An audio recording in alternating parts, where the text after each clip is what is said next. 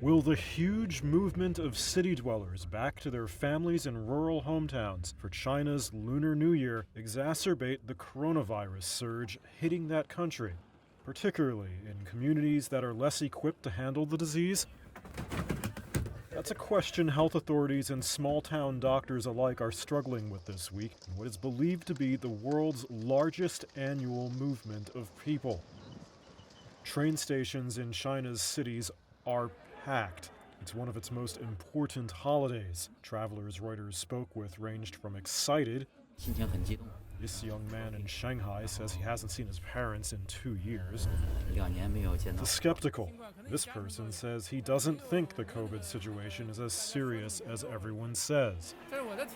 This is the first Lunar New Year after China ended 3 years of stringent COVID travel restrictions, lockdowns, and other measures. But over the weekend, China's government reported that nearly 60,000 people had died of the disease in hospitals between December 8th and January 12th. A massive increase after criticisms from the World Health Organization of not reflecting the severity.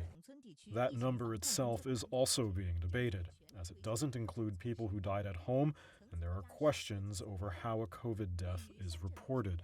An article by a doctor in one local news outlet in Shaanxi province, Red Star News, said that although he believed the peak of COVID had passed, that he was concerned about villagers, particularly the elderly, at risk of secondary infections. Villagers that he said were left behind, and that he wished antiviral drugs were more abundant.